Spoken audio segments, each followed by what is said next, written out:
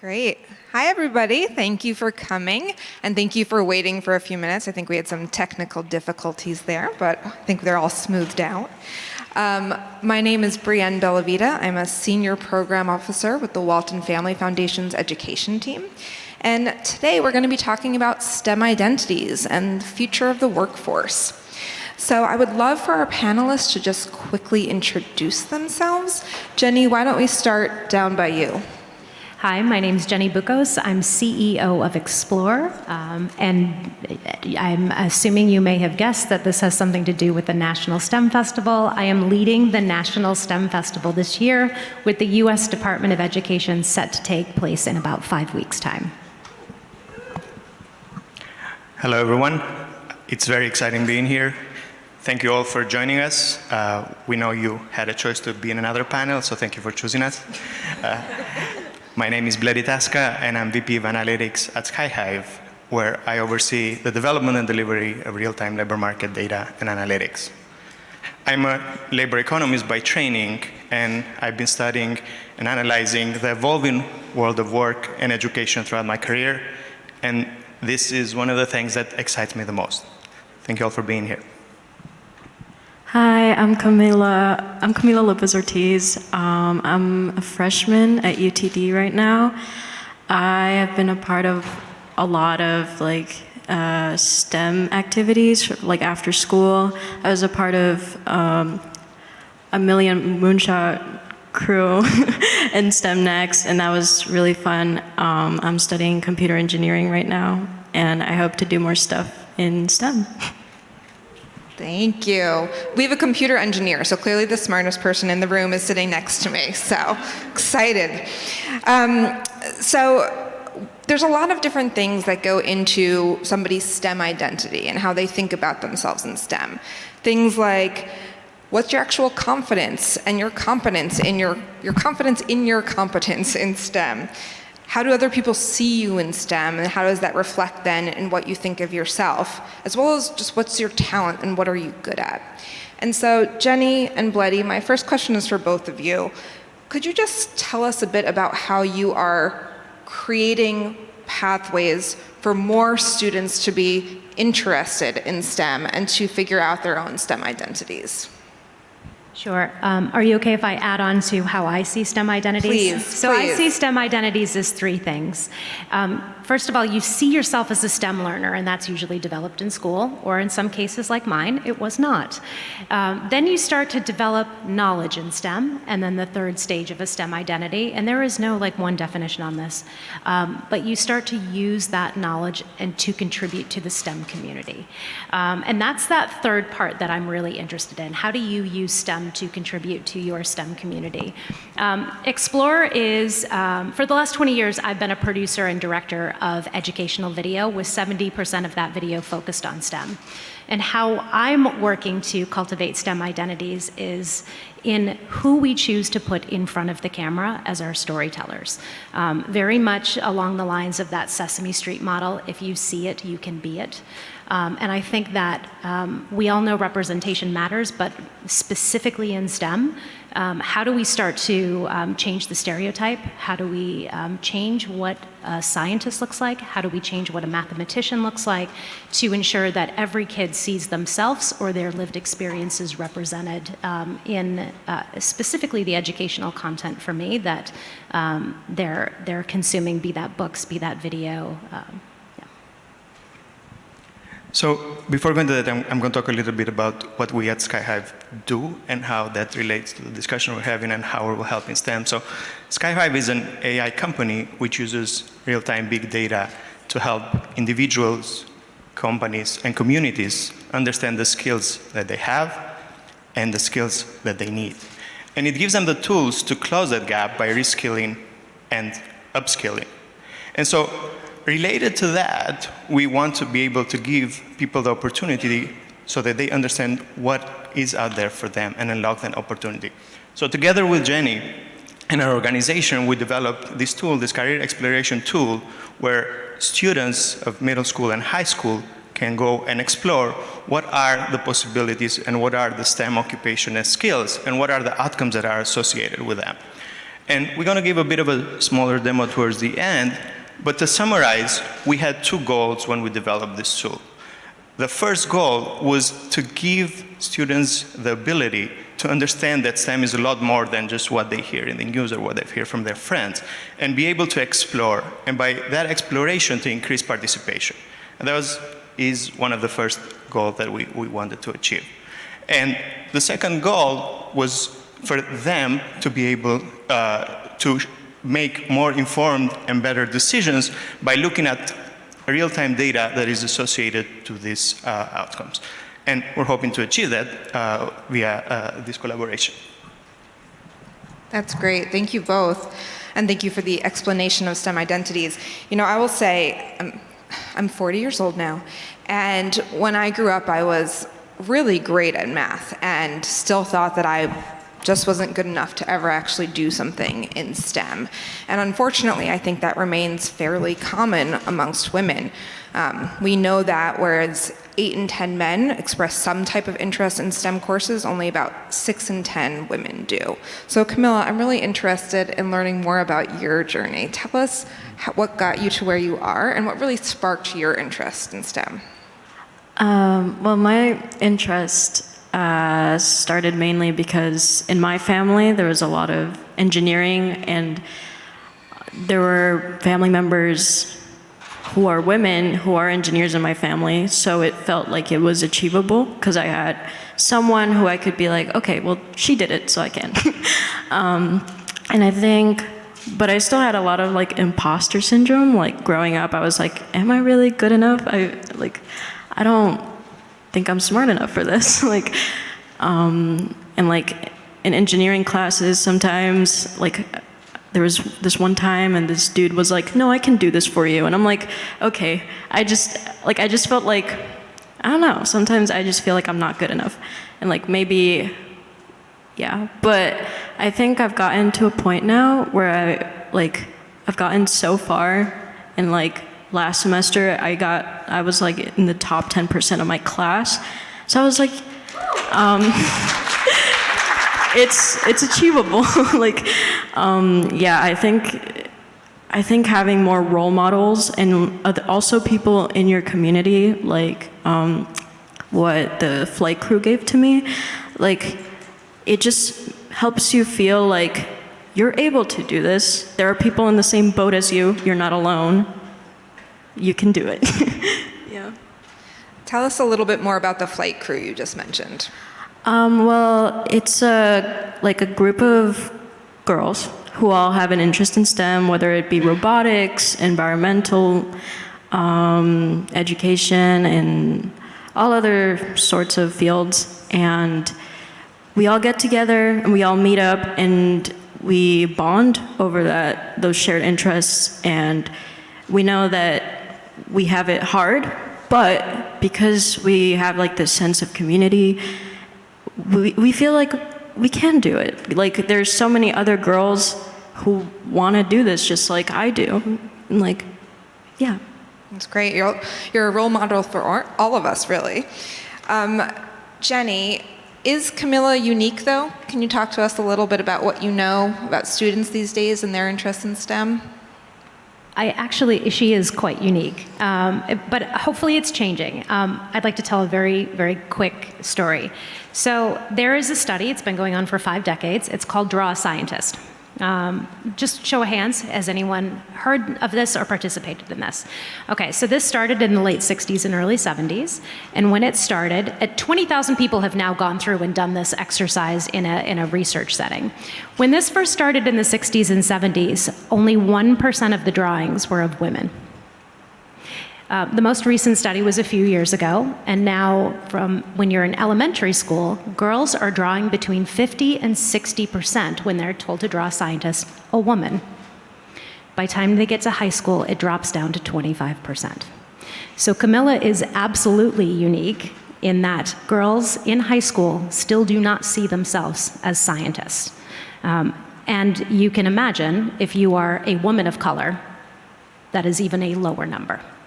So absolutely unique, but my goal and the goal of this panel and everyone in the room is tasked with how do we change that? How do we change stereotypes? How do we change images so people of color and women see themselves in STEM?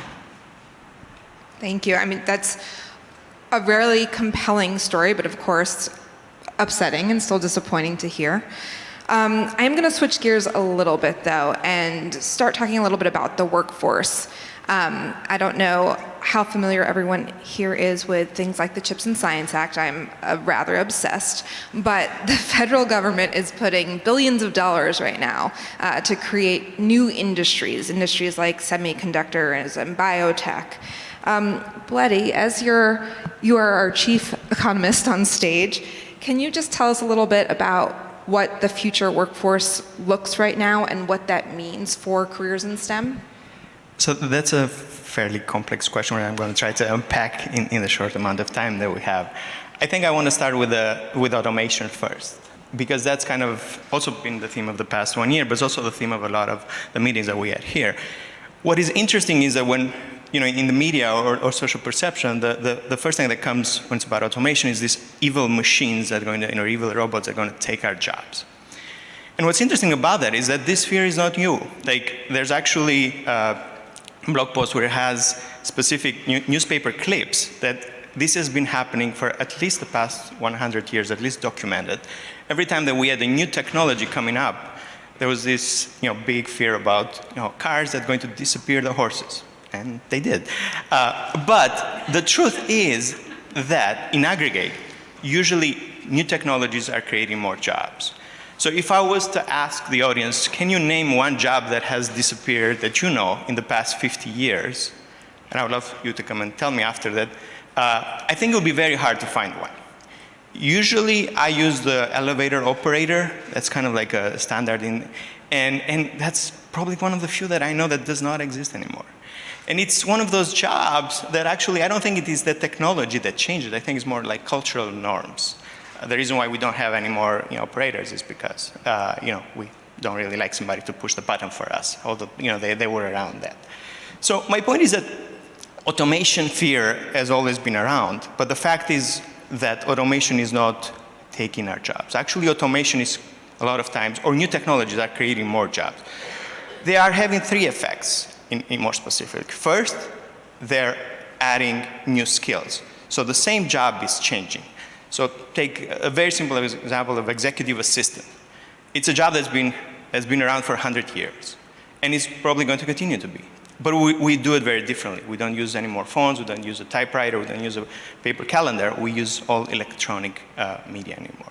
Right? That is a job that has changed, but the job still is there. So skills are changing. Right? Then there's new occupations that are being created. Think about the discussion about AI and ethics. There's going to be a lot about that. Think about robot technicians. Those are all new jobs that did not appear.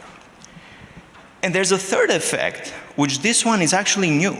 And it's a sort of a combination of generative AI and remote work, which is allowing more people to be able to participate in this economy, in the labor force, and it's allowing more people to participate in the digital economy than before. For remote work, it's obvious because a lot of people, were either disabled or they could not do it, but generative AI is actually also been like this personal assistant to people that, and a personal tutor, and so it's, leveling the field. And more people are being able to participate in this new economy. It's like having your personal research assistant, I would say.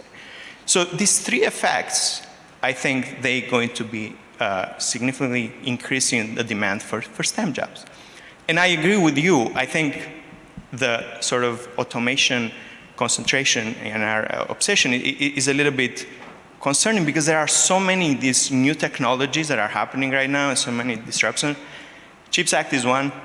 Electrical vehicles is another one. Transition to green technology is another one. AR, VR, drone and air trafficking is probably going to be one. Bioengineering. How many of you, I'm assuming everyone that has kids have heard of Roblox here, right? Did you know that Roblox has a chief economist as well? And that chief economist makes sure that there's the right monetization happening in that virtual economy. So a lot of this virtual economy is going to start resembling the economies that we have. We're going to have potentially virtual reality architect in the future. So I think the question to how's the economy changing, are we going to need more STEM people? The answer is definitely yes. I think the question is, do we have the right number of people? And do they have the right skills?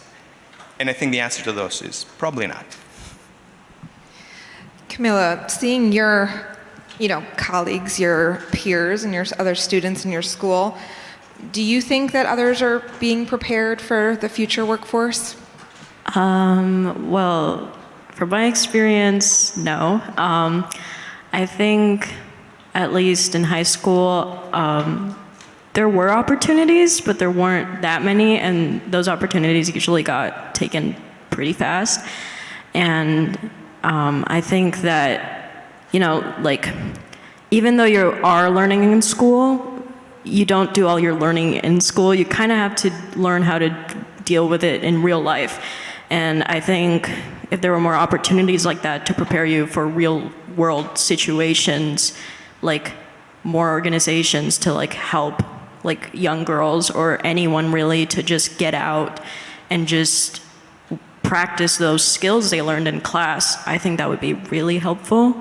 And also just it gives you experience. I think that's what a lot of people lack. It's the experience. Yeah, I think that's right. And I think we're starting to see interest in that grow as we're seeing more apprenticeships and more work-based learning opportunities.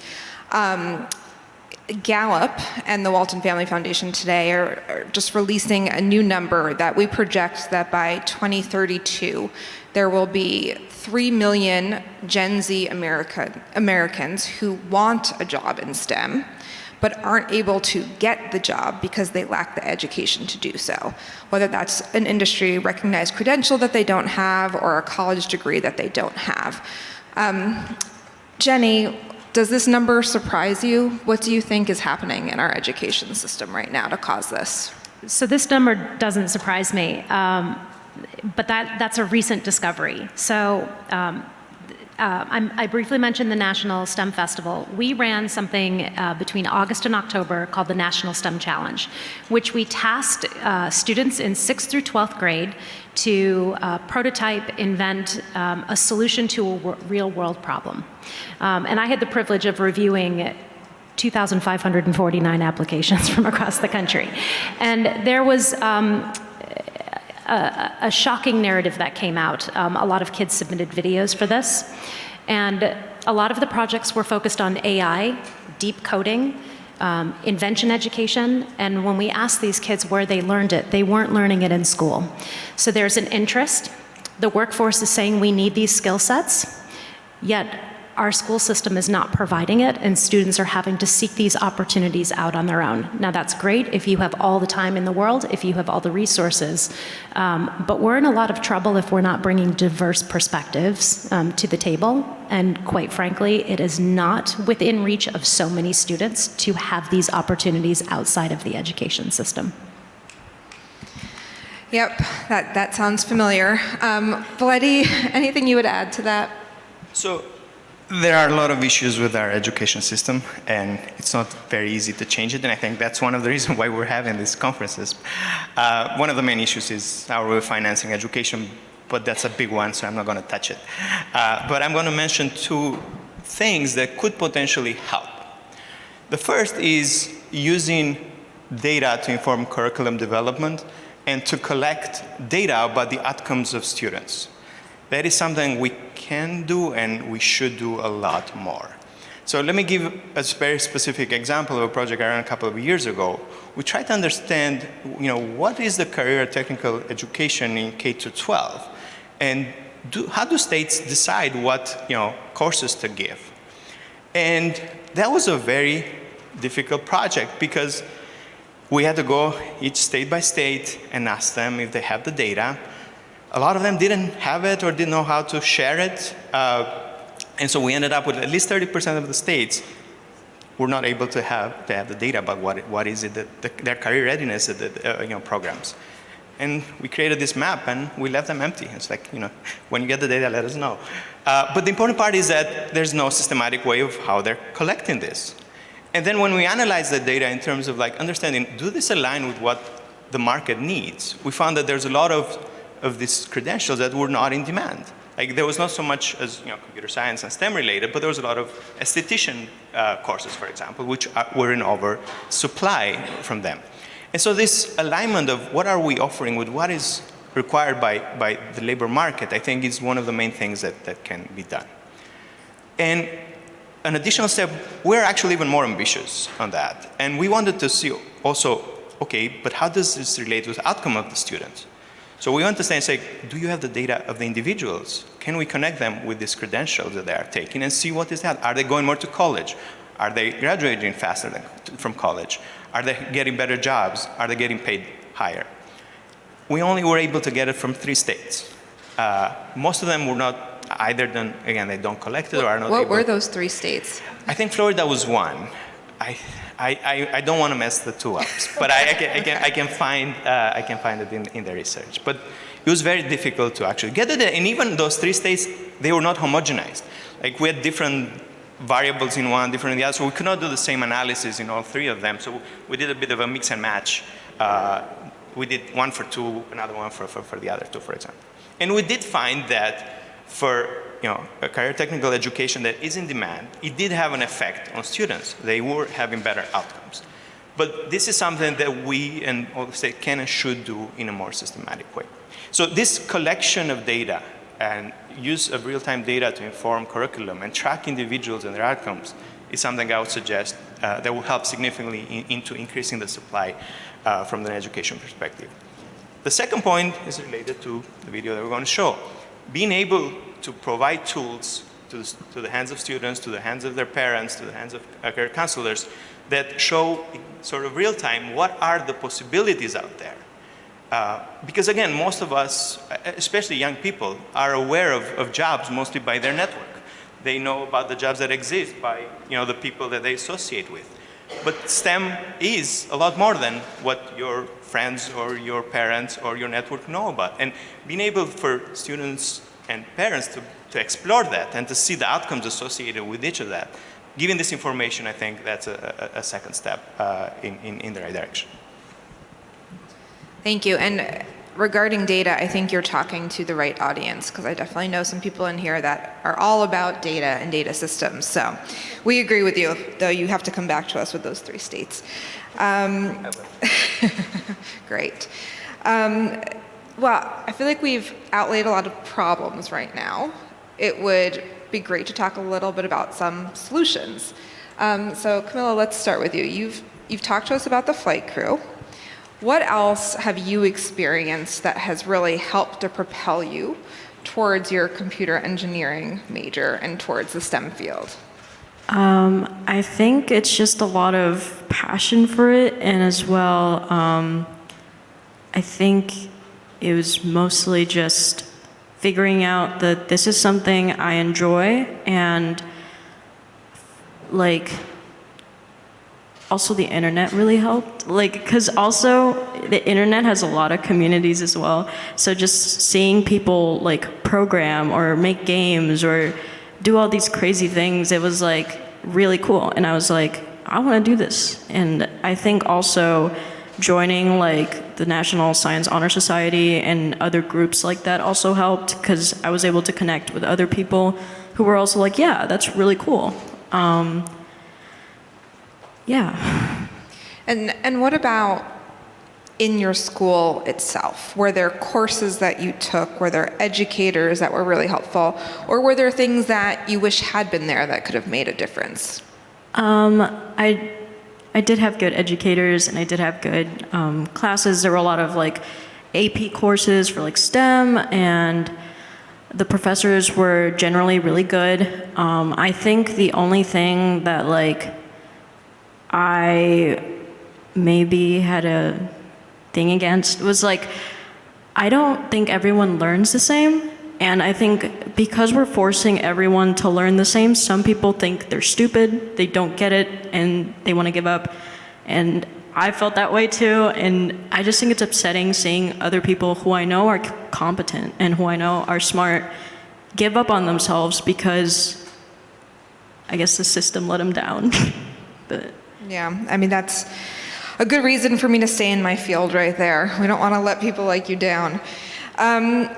Jenny, do you have any thoughts on this? You've seen, I mean, you're so plugged in right now. What solutions are out there? What could we be doing better?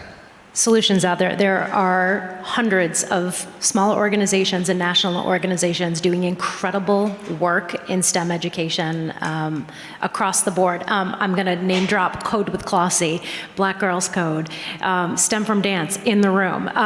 And why they are so important is, one, they're filling that gap that, quite frankly, we don't have time to fit in between 8 and 3, whatever the school day is, because there's so much that has to be done.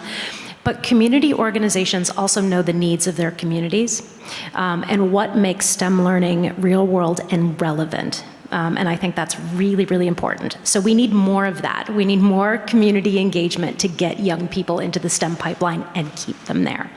I also think, to Camilla's point, the internet is like hugely powerful, particularly social media. Like, let's reach people where they're at and take them where we need them to be. Social media has the power to be an absolute force for good in education. I firmly believe that. It is the great equalizer. And when we talk about representation and getting introduced to new topics and sparking that curiosity, you can learn to code online. You can meet physicists online. You can meet astronauts online. So I'd really like to see education not push back so hard on social media. I know there are issues with it, but to sort of reframe that conversation and look at what it could be to spark a young person's interest, and quite frankly, STEM literacy for the general population. There's some incredible stuff happening out there. That's really interesting, and lots of good thoughts there, Jenny. To go back to the National STEM Festival, which you're obviously deeply, deeply involved in and doing everything for, how do you see that meeting both the challenges and the opportunities of the future workforce that Bloody laid out for us earlier? Addressing the challenges. So with the National STEM Festival, one of our goals is to celebrate and yet elevate extraordinary young talent and give them a literal seat and voice at the table with some of our country's most senior executives working in tech, working in biomedicine, but also, quite frankly, our representatives. So that's primarily the goal for the STEM Festival, and really getting kids to think that they're not problem solvers for the future. They can be problem solvers today. And again, we keep going back to the see it view. When you see a 16-year-old who has a patent pending and is recognized on a national stage, it is much more attainable to you than seeing a 60-year-old astrophysicist who has 4 degrees. I will say I got to see a couple of the videos of the winners, and those students sure are impressive, definitely smarter than me. And there are thousands of them. Like, we could only pick a few. There are thousands of people doing this in communities across the United States. It gives you a lot of optimism to see that. I'm going to open this up for questions in just a few minutes, so please get them ready. There's microphones in the audience. Please get in line, stand up. But Bloody, I know that you have one particular solution that you're here to talk to us about today. Can you share that with us? Yes, so I think we're going to play the video. This is the tool that we built together with Jen's organization. This is a tool that is powered by SkyHive's knowledge graph of real-time data. And this is live. The data that you're going to see here will change in a month, in 3 months. It is not static data, so we'll be able to inform students not only what is the demand for today, but also demand for tomorrow. And the other point that I want to make before we go into play is that this was built specifically for the winners of the champions of the National STEM Challenge, but we do want to be able to give this tool to the hands of everyone, every student in the state. So if you are interested in doing that and building this, please come and talk to us. Bill, press play.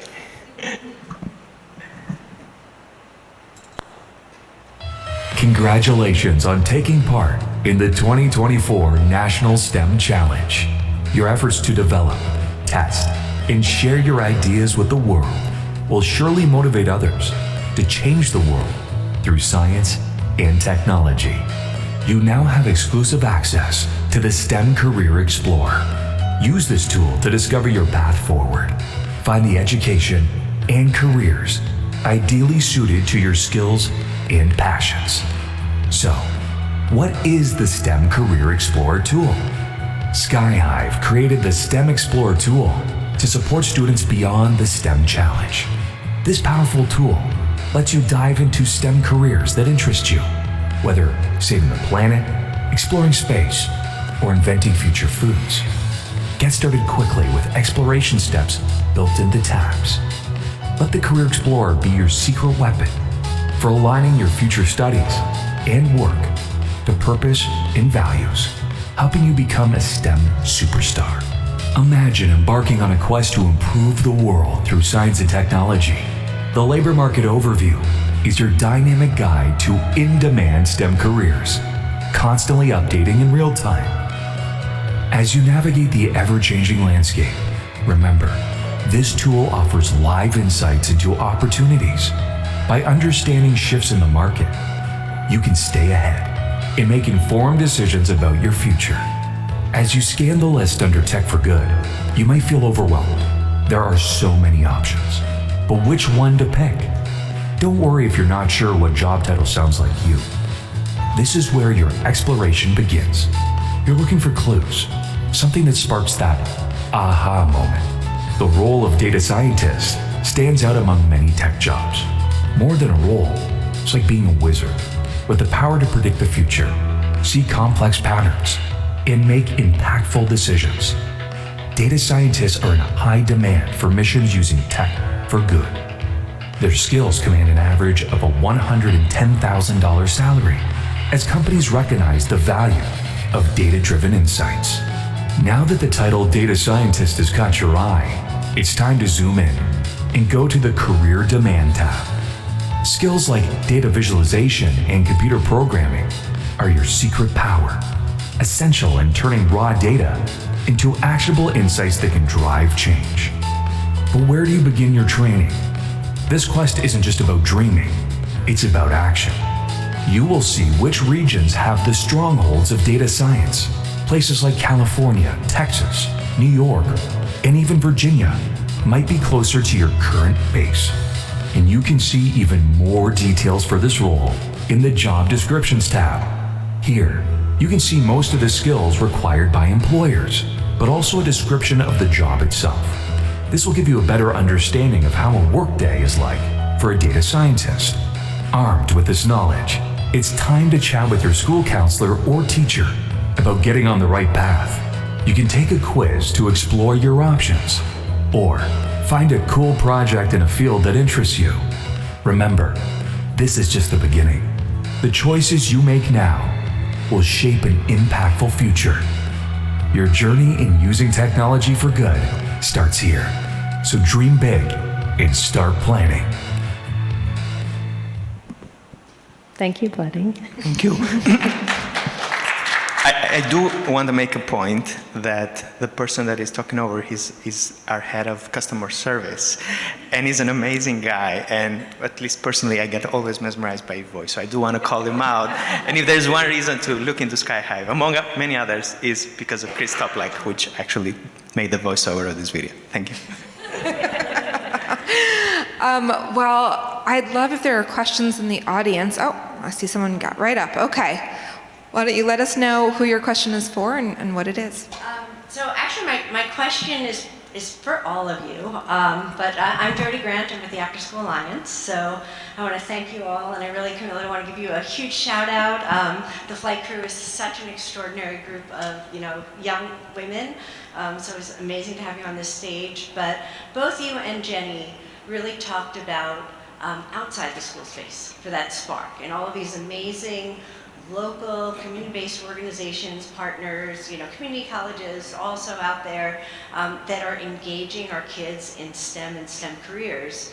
But from where I sit, I know that there's 25 million kids that don't have those opportunities. And this is, instead, like, it's great if we can reform the school day, but there's this whole other space of time and after school and summer where we can do a lot of this. The challenge we have, and this is where I'm looking for your advice, is how do we get more of these companies and businesses that need these employees to speak out for getting more investments in the after school space, so that we can show that as an essential piece of some of this STEM career education and development. Jenny, do you want to start? I was going to ask Camilla if she wanted to start, but I'm happy to do that. I wish I had like the magic wand to like solve this problem. I think it is making that connection. Like, you are not. This is not a philanthropic, charitable endeavor. This is investing in your future workforce. And even though we likely have enough people to fill STEM jobs, do we have the right people? Do we have the right perspective? Do we have the right lived experience? And I think making that case and why it makes you a stronger company and why it makes you globally competitive needs to be front and center for every conversation we're having. That's how I've sort of tackled the National STEM Festival, getting people on board, is you want to remain globally competitive and you want to remain relevant to your customers, your consumers, your stakeholders. You need to make sure you're working with young people. Camilla, do you have anything to add? Well, I think that companies need to and organizations needs to start seeing the value in future generations, because we are the future.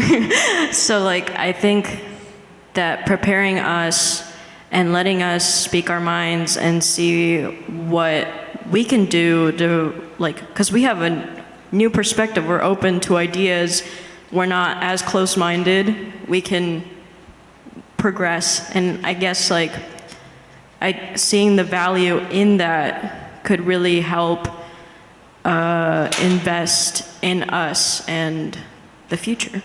Yeah. Letty, anything to add? I'm a big proponent of connection of school with work. I think the sooner you are able to be applying a lot of the things that you're learning in a real environment, the better you'll be able to understand. And I think, going to Camilla's point, is in a classroom, they are teaching in the same way, but you are not assimilating in the same way, and you might not know what of these things you need to apply at work. So being able to learn and fail, which is part of work and life, and do that fast, I think that will accelerate the learning curve significantly. And then you'll be able to connect with other people and understand how they can help you, they can be your mentors. I think the more we expand this learning environment that goes just beyond school and sort of have it a bit more interactive, and teaching kids that it's fine to fail, and failing is part of learning, I think that will help a lot. The new generation get faster to where they need to be. Yeah, I would just add to this conversation that there are a few employers that are really recognizing this and recognizing that they need a talent pipeline and are really stepping up to provide some support. So leaders like Intel, Google, Quantinuum, who is building an entire quantum workforce in Colorado, are all employers to look to and give me some hope, but we really do need more employer engagement. In the back, yep. Hi, I'm Karen D'Annunzio, and I'm the Director of Learning and Innovation at Albright College. So a small liberal arts college adopted a methodology for teachers, and this is where my question comes in. I'm thinking that all of the programming that we create, and it's piggybacking on what was just shared, is not always equitably accessible to all students. However, is it more, and who do we connect with, and how do we stop being silos in really reimagining how we're training teachers who stand in front of all students in both the public and private school sectors, so that they're leading classrooms that are STEM and innovative oriented. We created the first Masters of Education and Innovation, and it was organically grassrooted from a teacher in a school over a 15-year creating nonprofit, going to a college. And as our educators are engaging in this way of teaching, it has reignited their spirit of wanting to stay in the profession. So my question is, I can't imagine we're the only ones doing this. Who else do you may know that is working on that end instead of student up but professional down, so that more students are met their needs? And do you know any other programming that is in place for that education of our new teachers, or even our expert teachers that are going on to grad? And now we even went into a doctoral program in innovation and entrepreneurship for educators. I don't know anyone doing this. That's interesting. We are, but I think that needs to change. You are doing such amazing work for our kids, but our teachers in the classrooms, they should be able to do this every day, all day. It shouldn't be an event, an after-school club. This should be the way kids learn. We're in 2024. So thank you for what you are doing. Did you have something? Because I'll take anything you have. Yes, but I'm going to answer your question in a little bit of a different way. So I'm not going to answer directly because my answer is I don't know anyone doing it. But I think I am optimistic for the next few years that the way to do that is through the use of technology. And so the use of generative AI in the classroom will allow teachers to personalize and scale the education that now they cannot do. I think probably the best way to think about it is like doctors, right? With AI and technology, doctors will have more time to be able to talk, to patients than do all of the boring stuff that they do right now. And probably it's going to be the same for teachers. They will be able to do the more interesting and fun things. They'll be able to create teaching like playing and let AI do the boring stuff, or let AI personalize to each individual's student type of learning. And so I think the way to reach more people is through the use of technology, and through allowing people to be good at what they are good, and through allowing technology to be good at what technology is. Thank you. I'll just add a couple words. First of all, I don't know if you guys can hear this, but it sounds like there's a party going on back there, so I really feel like we need to bring our energy up a notch. Okay, thank you. Now we're giving them something to compete with. I just wanted to say a couple quick thoughts. One, I think that this is a reason why we need increased investments in education, research, and development, so that we can continue to understand how we can best prepare teachers, and how we can best prepare them to teach effectively in the classroom and to utilize the tools that Bloody just mentioned. The other two things I would quickly say is I do know that ASU just launched a new STEM teacher prep program that sounds really interesting. And I do know that as new states are bringing in new high quality curricula, that is causing, in a good way, teachers to have new instructional materials to work with that is a lot more supportive of things around like the science of reading and the type of curriculum that we need to be seeing in the classroom. So those are just a couple of other thoughts, but the ASU program might be worth looking at. Thank you. Thank you. Allison? I want to tag on to what Camila said about around surfacing and uplifting student voices to really inform some of this and listening to young people. This question is primarily for Jenny and Bloody. I would guess with tens of thousands of student submissions from across the 50 states and territories, we're probably getting some of those insights. And how can we, what kind of insights might we expect to see from the things like the National STEM Challenge, and how can we use that to elevate student voice, if not directly, then in aggregate, in indirect ways, using some of that intelligence? Yeah, I think I touched on that briefly. It's we will be releasing data on student STEM identities and where they see themselves and what their process was like. But I do think that it's that disconnect between what kids are interested in, where they think they might want to go job-wise, the school system's not providing it. And I'm assuming everybody knows there are 14,000 school districts in the United States. So there is no magic code to fix all of this, because it's 14,000 different decision makers and communities. But I believe that is the insight we're going to get. And for me, that was the biggest learning point, that kids are interested in this stuff, but there is no pathway within their schools, for the most part. And then we're having to push to out of school. I think that will be the biggest learning that comes out of this. I think the one point I would like to make is that although these individuals don't have the most advanced technical skills, they were able to do projects that were more and above beyond amazing. And so I think that is a signal that we should take and we should use and be able to understand what are these transferable skills that the students have and actually double down on those. But first we need to understand what those are and how are those required across the industry. But I think that is kind of a very interesting signal and a unique one for this particular, because again, these are very young people that were able to provide projects that could compete in with students that had a bachelor's degree, for example. And I think that was very, very important. Camilla, anything to add? It's okay if there's not. No. Okay. I see someone standing in the back. Yes, I'm Tim Carter. I'm with Austin Community College. And my area is what we call the design, manufacturing, construction, and applied technology areas. We also work with the dual credit high school programs. And we are trying to, if you want to say, engage students, show them what's available to them. But even at ACC, where we have 35,000 students on campus, we have another 35 online. And we still only make up 5% of the total population of all. And we are, tied with our manufacturers. Every one of our departments have connections with the industry service areas.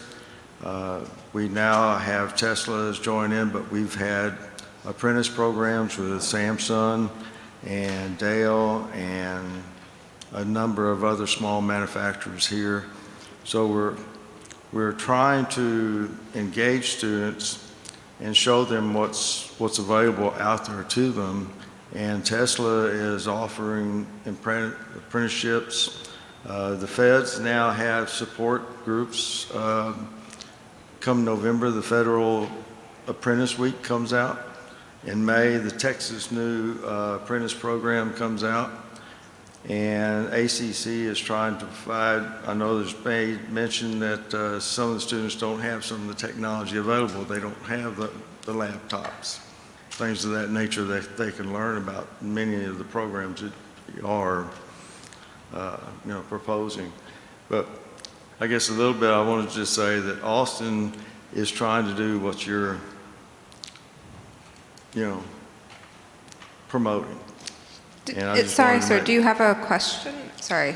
So how else do we use your data? That's one of the things that we're trying to find out right now.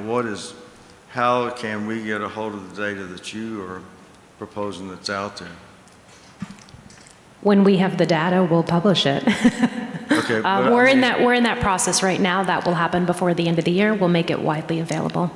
Okay, but will it be coming under the federal business programs, whatnot? Where will it be coming down through to the system? Do you know? It'll be coming from the National STEM Festival, and then whatever Bloody and Sky Hive are capturing with student interests. Okay. Yeah. So we'll look for that. Great. Thank Thank you. Right here? My name is Brian. I'm with the County Superintendent's Office in Arizona. My question directly goes to storytelling. I know that one of the things that creating STEM identity in students is about peer recognition. You had some amazing role models in your life that you got to see and say, I could do that too. But a lot of it's just seeing peers that can do it. And I'm embarrassed to know that I had 8 students in Arizona that were either finalists or champions a part of this. And I'm like going through the side, I'm like, no. How do we get these stories out? Because students learn best from other students and they get inspired by other students. So how do we create students as role models for STEM identity, is my question. Well, I think social media is probably great for that. And I say that because it's like, I don't know, the world is so big. Like the easiest way to connect today is social media. So probably like just showing these stories, showing people talking about their experience with STEM and how far they've gotten, and just being able to promote that to other students, I think would be a great help. Can I just say quickly that right before this, Camilla gave me a lesson in social media. We took a photo and I said, great, you can put that up on your Facebook page, but apparently that's not a thing anymore. So just to let you know, FYI. They did have an outage today, so that might be a problem. YouTube though, YouTube is very big. Jenny, Buddy, anything you would add to that? I'm going to add on, first of all, congratulations, Arizona. You have 4 national STEM champions, 3 out of Yuma, Arizona, and I forget where the other one is from, but they're all coming to DC, and they're all amazing projects. Storytelling, yes. So at the beginning, I said I'm a director-producer. I'm an education storyteller. That is what I do. How do we use stories to get kids interested in whatever we need them to be interested in? If you're wondering how to, social media, 100%. Like, how do we start telling and sharing these stories of incredible young minds? And I know people don't like to be like, ooh, called young, because, you know, I'm so old. Yeah, it's peers speaking to peers, but also what we're trying to do with the National STEM Festival. And if you just Google it and hit news, literally every day, because this is a feel-good story and everybody wants to celebrate their hometown heroes, every day a news outlet is picking up these stories of these incredible students. I will go one step further to say people like the Walton Foundation, Inventors Hall of Fame, Siemens, Hitachi have all looked at these young innovators and are doing podcasts and blogs. So it is, how do we create a national movement to celebrate some of this innovation happening in this country? And that's really where my storytelling expertise comes in, and that's a lot of what is driving what we've been doing for the last year. Do you want to go ahead? What's up, y'all? Jacob Adams, founder, executive director of STEM to the Future. Just quick question. Even when we are successful in being able to make sure like black folks, Latinx folks, women, other underrepresented people are able to gain access to STEM, whether it be higher education or professionally, a lot of them either leave, they get burnt out, or they have just terrible experiences because these spaces aren't made for us. So for folks who have taken on the burden of making sure that tens of thousands, millions of kids are actually prepared to be able to enter these spaces, what are y'all doing to put pressure on the industry to make sure that we aren't doing all this work just to send our kids there? Well, they'll be adults at that point. Send our adults there so they can be in these racist, sexist, toxic places. So are you asking how are we fixing the leaky pipeline? No, not really. Because even if the pipeline is fixed, we could get everybody there, and now now the pipeline's leaking at the end because all the work we've done to get people there, it's not made for us. Problems with retention, it sounds like, yeah. If I can make a comment, and I relate it to the previous one, I think what would be useful is listening from the young generation to how to make them more motivated. And I think would be useful also for a lot of the people, maybe not all of them succeeded, but some of them did. So maybe hearing those success stories and hearing the struggles that they had and how they overcome those, I think that would be something beneficial. So I think in this case, instead of us trying to be smart and say smart things, I would say let the young generation talk and let them tell us what inspires them, what motivates them, what works for them, and how to increase participation from different parts of the economy. Just a suggestion. I think at the corporate level, and I don't want to be negative because I like to be very solution-driven, 4 years ago, we had a huge push for DEI, and a lot of that is going away. And if you're getting under-resourced and underserved communities into STEM and where we need them to be, we really need to double down, not just on DEI, but the B, belonging. Because if you do not feel like you belong, you are not going to stay in these companies. That is true for women, and that is true for people of color. And that goes to everything like maternity leave, to making sure that there are more women and people of color in leadership roles, and you can see yourself growing with the company. Again, this is a lot on the employers. If you want to remain globally competitive, make sure you're investing in a diverse workforce and retaining that workforce. So I don't just think it's young people. I think leadership really need to step it up. And there are companies doing extraordinary work in this space, but we need to see this across the country. I see the back doors opening, I think, because we started a few minutes late. So I'm going to ask Camilla to just wrap us up. You have a lot of people here. You have educators, philanthropists, people in business. What advice do you have for all of us? I would say keep an open mind, try to understand, try to listen, don't assume, don't judge, don't stereotype. I think just being understanding and being compassionate gets a long way with everyone, really. So, yeah.